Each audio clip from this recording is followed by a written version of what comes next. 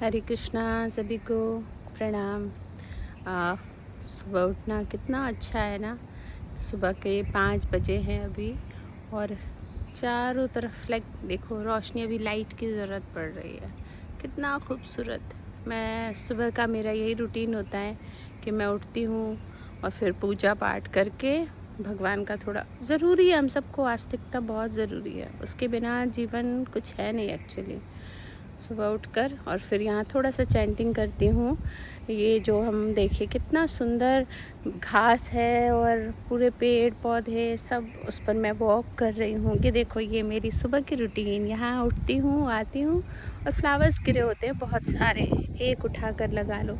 प्रकृति के करीब रहो, डिप्रेशन जैसी कोई चीज़ कभी होगी ही नहीं। देखो कितनी सुंदर हवा चल रही है।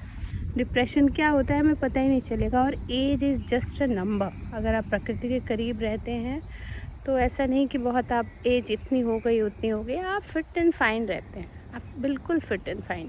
सुबह जब ये श्वास अंदर जाएगी, श्वास में आप 10-15 मिनट के लिए प्राणायाम करोगे तो अस्थमा जैसी बीमारियां, श्वास फूलना, हम घूमने जाते हैं तो पहाड़ों पे बहुत लोग नहीं चढ़ पाते, बहुत लोगों को ऑक्सीजन की प्रॉब्लम होती है, वो ऐसी जगहों पे नहीं जा सकते। तो अगर हम ये करें तो हम बिल्कुल फिट रह सकते हैं, घूम सकते हैं, फिर सकते हैं, कोई समस्या नहीं आएगी। तो ज़रूर सुबह उठा कीजिए।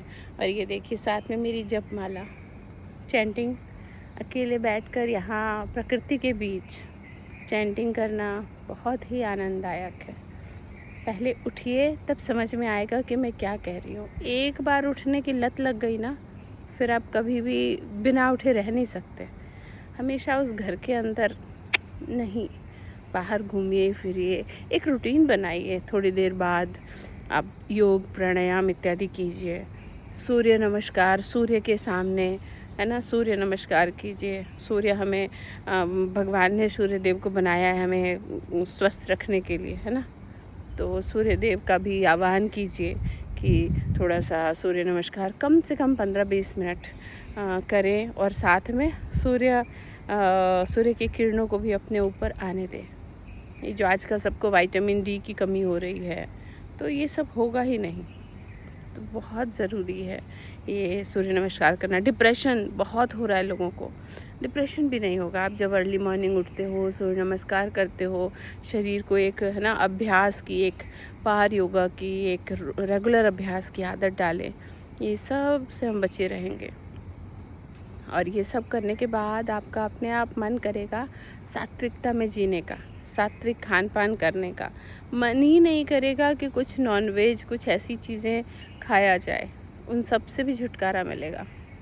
तो आई रिक्वेस्ट आप सभी यही ट्राई करें। ओ, हल्की हल्की बारिश हो रही है। हरे कृष्णा।